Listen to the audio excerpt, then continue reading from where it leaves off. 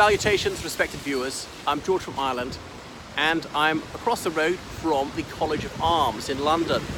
So most of it's covered with a huge white sheet as it's up for renovation. This was founded in 1485 by King Richard III.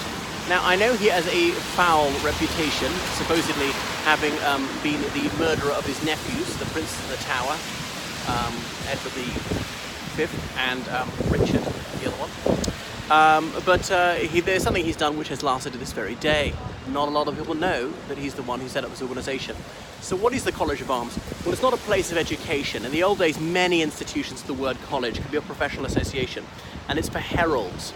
So heralds were a bit like precursors of diplomats, going back between different kings' courts to sort things out, making announcements and so on. They have a verb to herald, and that's why newspapers have got the word herald in the title in some cases. But also they were regulating the feudal system and therefore coats of arms. So if you're a noble family, you'd been ennobled and you got whatever title, like Baron, Viscount, Earl, Marquis or Duke, and various continental equivalents, then you would have a coat of arms, and you'd be given some sort of document by the king of your realm saying this is your coat of arms and describing it in words. But when we do it in English, we use rather antiquated words. I say argent to mean silver and gules for another colour. There might be a bend sinister on it, which is a horizontal blue and white line. It's a pale blue one, and it's top left to bottom right. And the signalling that someone in your family, or maybe you yourself, were born outside of wedlock. There's a lot of discrimination for those who were born outside of matrimony in the old days. And so if you're unnuptially solemnised, there's been your coat of arms forever after. And if two noble houses intermarried, they might blend them. They are escutcheons. There'll be many quarters to the escutcheon. Another word for the coat of arms. And the crest, by the way, is anything above the shield. Often a knight's helmet with whatever crest above that, because crest, of course, means top of your head. A lot of people wrongly believe that a crest is a coat of arms. No, the crest is only the very top bit of it. So that's that, and you can go in there, you can see books about it, you can see lots of models of coats of arms and which aristocratic families are allowed to use this one or that one. Now, I come from the lower orders, the peasantry, so I don't have any of that sort of thing. And that's that. And there's still heralds who have been graduated from university, usually in history, decide to work there to study this thing. And at various royal ceremonies, they'll be there, dressed up like playing cards. They'll wear this curious tunic, which is almost rectangular in shape.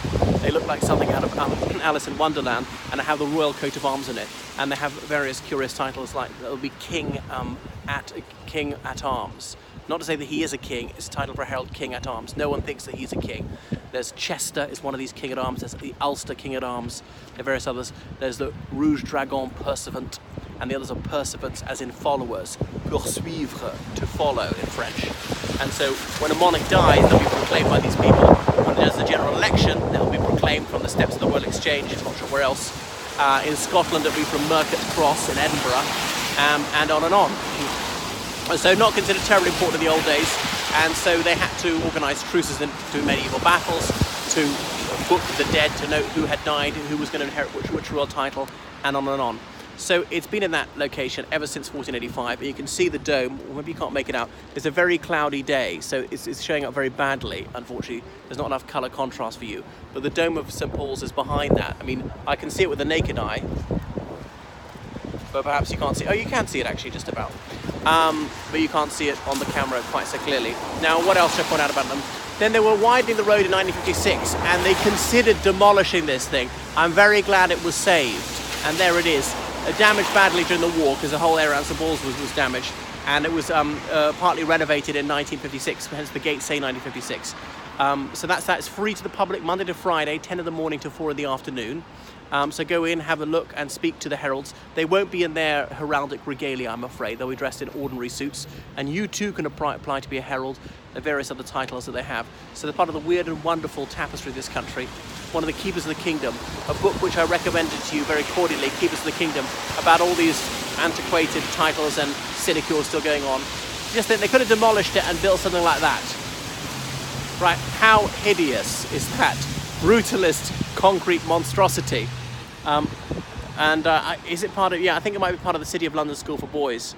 And this is more of it, their swimming pool. All right, so do come here. St Paul's Cathedral is probably the nearest tube station to this place. That's it from the College of Arms in London.